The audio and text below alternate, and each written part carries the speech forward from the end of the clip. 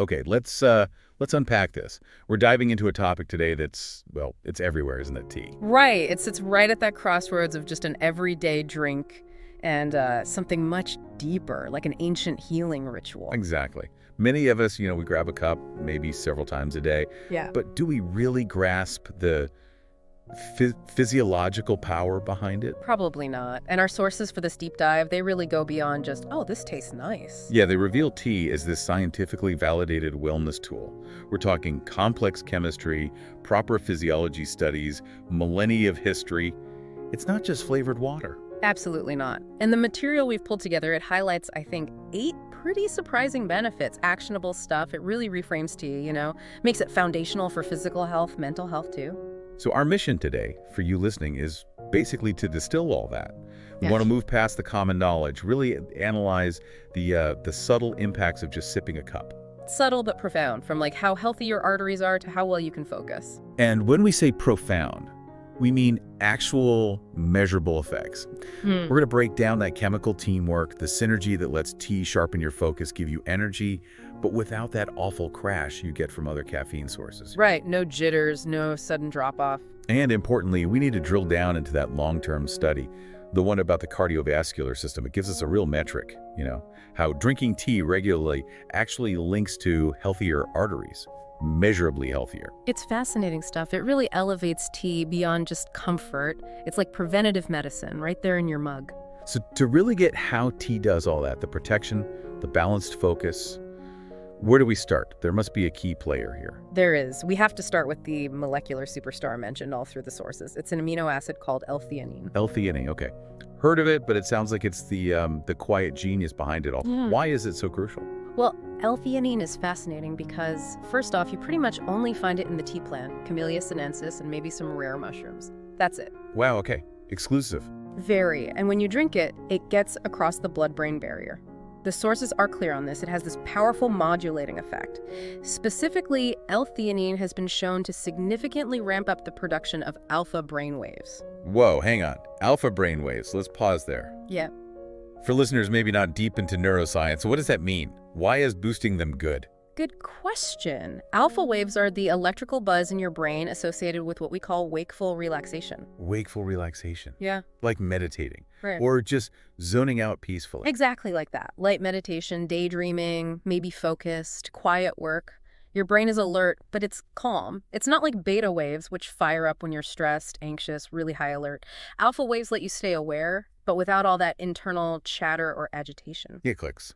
So L-theanine is basically nudging the brain into its sweet spot for productivity.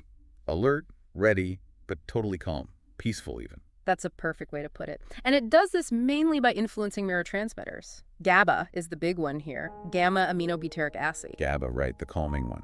The main inhibitory neurotransmitter, yeah. It basically tells the brain to chill out. L-theanine boosts GABA activity, so it helps the brain pump the brakes on overexcitement.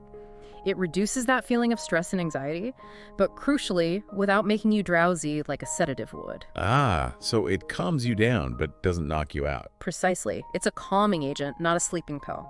And that unique effect, that's the perfect setup for our very first major benefit. Which is, naturally, tea as a stress reliever. And it's good to know that cozy, calm feeling you get just holding a warm mug. It's not just in our heads, though the ritual itself must help too, right? Oh, absolutely. The ritual and the chemistry, they work hand in hand here. You can't really separate them. Also, Well, the sensory stuff, the warmth in your hands, the fragrant steam, just the fact that you have to pause your day for a minute, all that signals your parasympathetic nervous system. It's the rest and digest system. It tells your body, hey, it's safe. Relax. okay, so the physical act primes the body. Exactly. But the L-theanine provides the chemical backup. It's the backbone. The sources confirm it works subtly, but definitely, to lower the physiological signs of stress. It actually helps dial back the release of stress hormones. Cortisol is the main one. Cortisol, yeah, the fight or flight hormone, the one that keeps us feeling wired and frazzled when things get intense.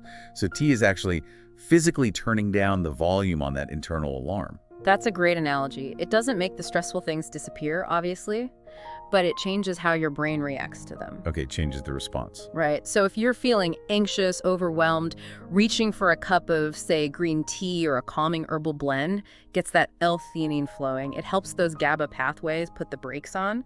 It's such an accessible fix, isn't it? When life feels like too much, this simple act genuinely promotes peace because it's physically tweaking that stress response cycle. Wellness right there on your kitchen counter. Okay, so he's established tea's power to calm and focus the mind. That makes sense. If the brain's calmer, the body's less stressed, it can focus on other things, right? Like defending itself. Exactly. Which brings us neatly to how these compounds act like our internal bodyguards. Let's pivot to benefit number 2.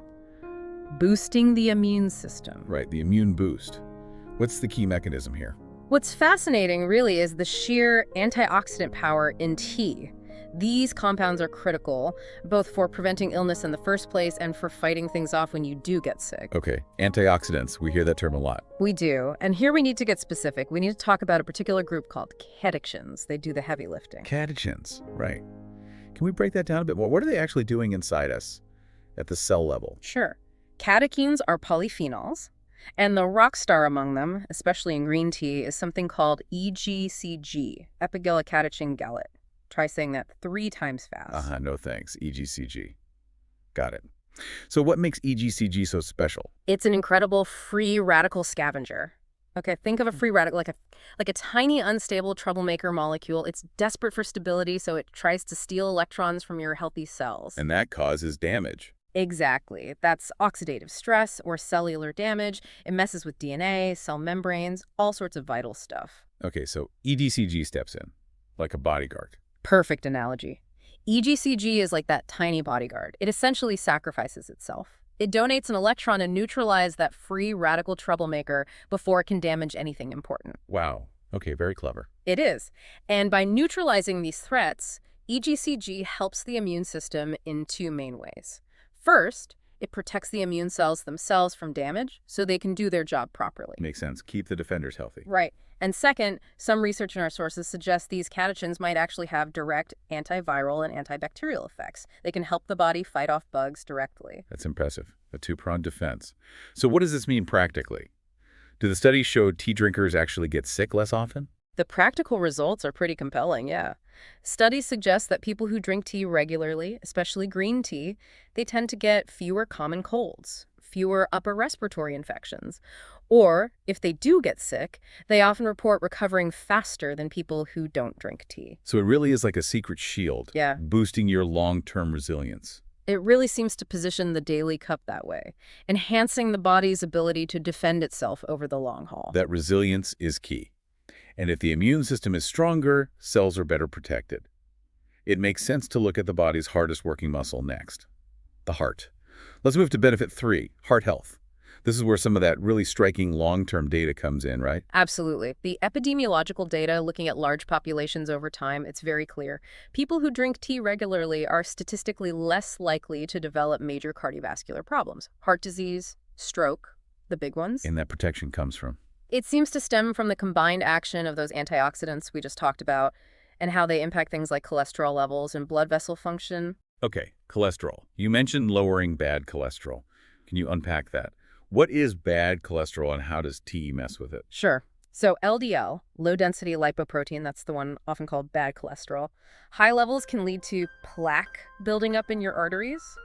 That's atherosclerosis. Not good. Right. Clog pipes, essentially. Pretty much. Now, the antioxidants and other compounds called flavonoids in both black and green tea, they seem to work on a few levels here.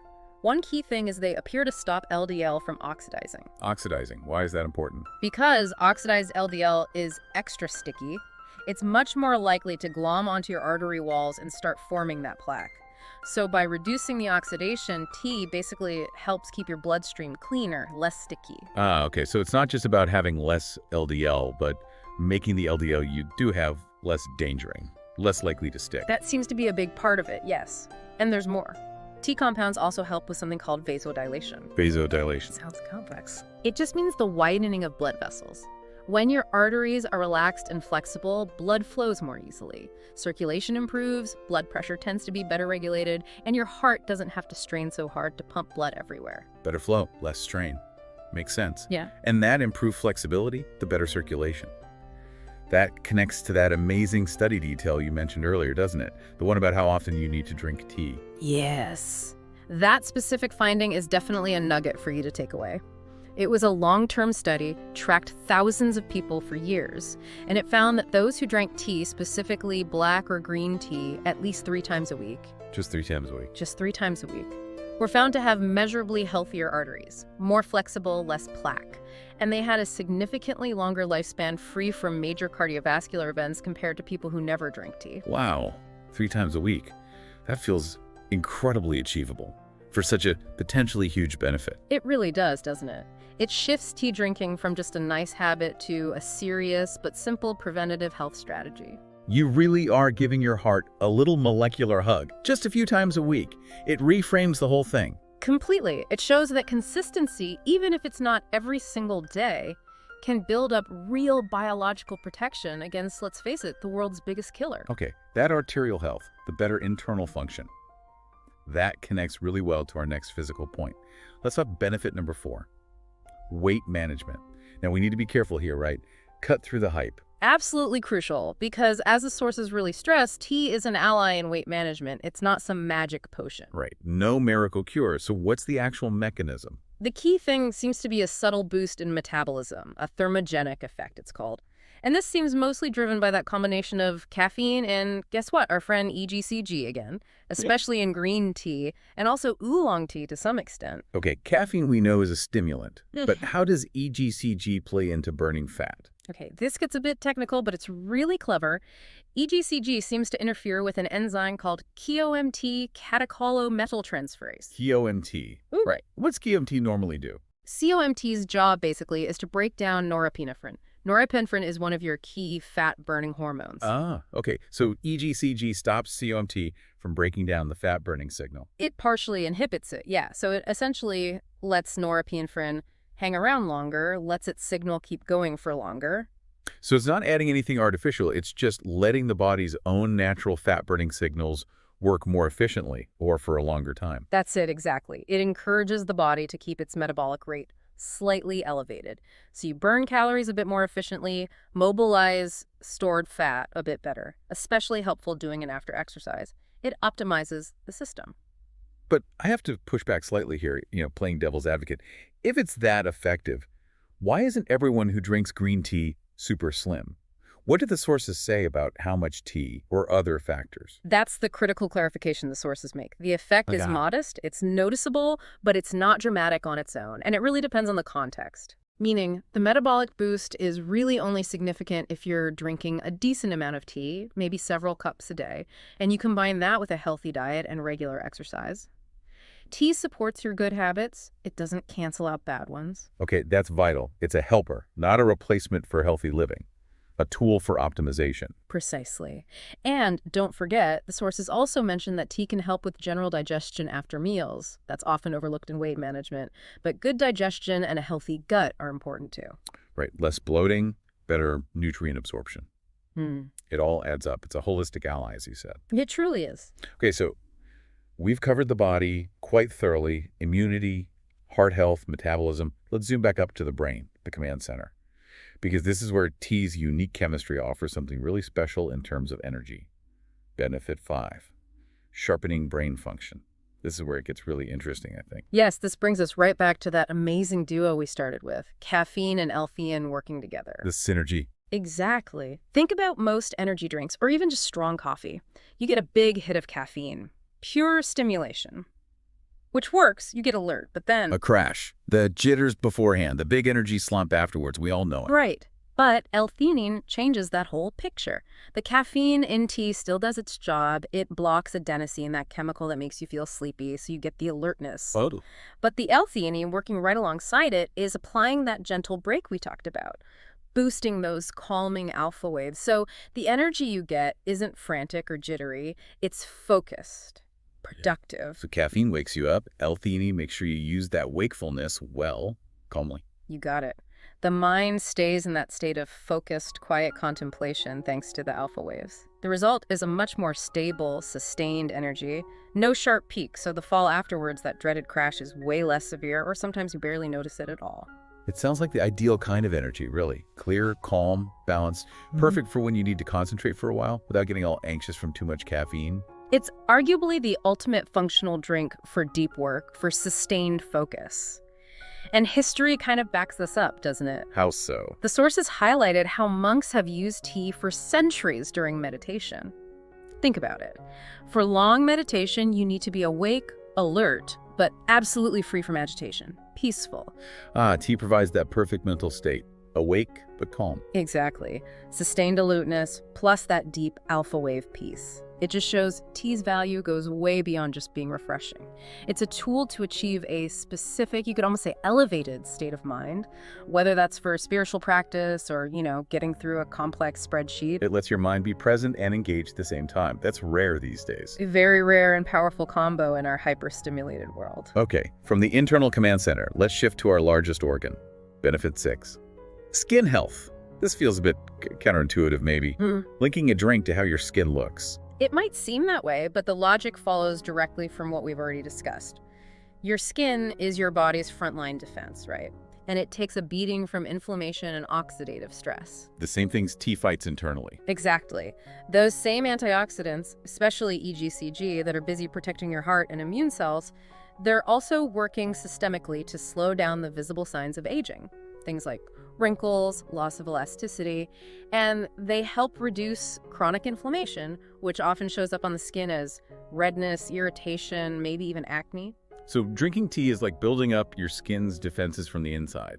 Again, stuff like sun damage, pollution. That's a great way to think about it. A key mechanism mentioned is protection against photoaging, that's skin damage specifically caused by UV rays from the sun.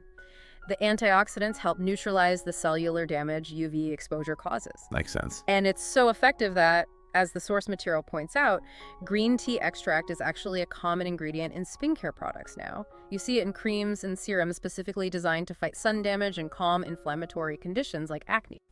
So sipping that iced green tea on a summer day, you're literally doing skincare from the inside out, supporting your skin health systemically. It's a pretty easy, proactive step, isn't it, towards keeping your skin healthy long-term. Hydration helps too, of course, but adding those anti-inflammatory compounds gives you a double benefit. Okay, we've talked a lot about alertness, focus, defense, but what about the opposite end of the day? Winding down. Benefit 7 gets into promoting better sleep. Yes, and this is a really important pivot. We have to stress. This benefit is all about the non-caffeinated options. Herbal infusions, or tisanes as they're technically called. Right, drinking black or green tea right before bed is probably not a good idea for most people. Definitely not. You need to give the caffeine plenty of time to clear your system. But certain herbal teas are fantastic sleep aids. Which ones do the sources highlight, and how do they work? 3 main players consistently come up. First, chamomile. It contains an antioxidant called apigenin. Apigenin seems to bind to specific receptors in your brain that dial down anxiety and help initiate sleep. Okay, chamomile, the classic sleepy tea. What else? Second, lavender. This one works largely through aromatherapy.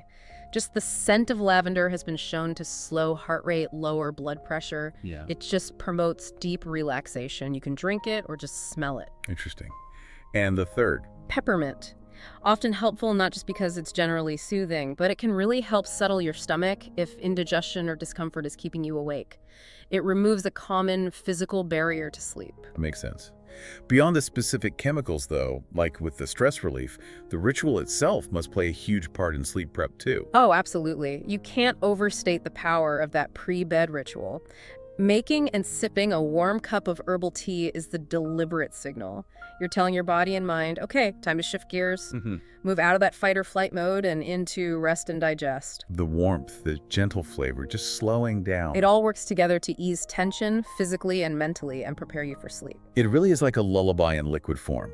A gentle nudge towards rest without needing strong drugs. A perfect description. Okay, so that's 7 pretty solid benefits we've covered, from arteries to immunity, focus to sleep. But the last one, benefit 8, kind of transcends the biology and chemistry. It's about bringing people together. Ah, yes.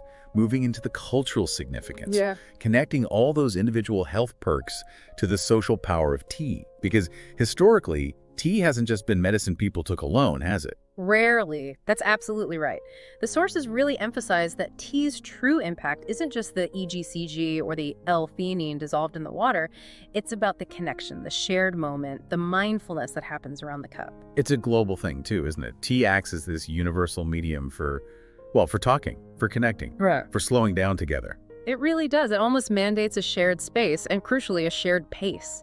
You can't really rush a proper tea experience. Yeah, unlike grabbing a coffee to go, making and drinking tea forces a pause, doesn't it? Long enough for actual conversation, real interaction. You see that enforced slowing down everywhere tea is cherished? Think about the Japanese tea ceremony, Shado, the way of tea. It's incredibly formal, highly ritualized. Right, very precise. And it's built around these core ideas: harmony, respect, purity, tranquility. The whole act forces everyone involved, host and guest, to be fully present, mindful, respectful of each other and the moment. And then you contrast that incredible formality with something like, say, English afternoon tea, which can be quite high society historically, but today it's often just about friends catching up, sharing news, maybe a bit of gossip, much more relaxed. Exactly. But even in that relaxed setting, the core function is the same, isn't it? The act of preparing the tea, pouring it, sharing it, it builds rapport, it slows down the conversation, it fosters connection. Tea becomes the physical anchor for being emotionally and mentally present with others. It really shows that the healing ritual of tea is holistic. It's healing the body with molecules, yeah, but it's also healing the spirit, maybe even the community, through that shared presence and intention. The ritual of the pause. It's the ultimate invitation, in a way. An invitation to stop, breathe, reflect, appreciate the little things, the things we miss when we're rushing. Which brings us nicely to the synthesis, the big takeaway for you, the listener. It's not just a shopping list of health benefits. It's more an encouragement, right? To look at tea with fresh eyes. Exactly. Appreciate it not just for the taste, which is great, but for that deliberate dose of wellness it offers body and mind. And for the ritual of care it represents, its intentional consumption. Intentional consumption, I like that. So let's quickly recap some of those cool, maybe surprising, technical bits we covered. The nuggets for you to remember. Go for it. Okay. Remember the magic of L-theanine, creating that calm, alert alpha brain state, perfectly balancing the caffeine. Remember the power of catechins, especially EGCG, acting as antioxidant bodyguards and even helping metabolism by inhibiting that COMT enzyme. Don't forget the heart health. Definitely not. Hold on to that specific finding. Yeah. Drinking tea just 3 times a week showed measurable long-term benefits for artery health and longevity. That's fantastic info. It really shifts tea from just a simple drink to a validated wellness tool. And hopefully we've given you that knowledge quickly, thoroughly, respecting your time. That's the goal. But before we wrap up, we want to leave you with one final thought, something to maybe mull over with your next cup. We talked quite a bit about the monks using tea for focused, peaceful meditation, and how that whole practice is really about deep intention and presence. Right. So here's the question. What does that mean for your everyday routine? If tea, because of its specific chemistry, is kind of the perfect drink for focused, calm attention, what happens if you try to bring that same intention to other drinks? Yeah, what if you approach your morning coffee, or even just a glass of water, with that same mindfulness, that same sense of purpose? Like bringing the focus of a tea master to just sipping water. Yeah. Being aware of the temperature, the feeling, the reason you're drinking it, does that harness some of that same ritualistic benefit, even without the L-theanine? It's tapping into that power of presence, isn't it?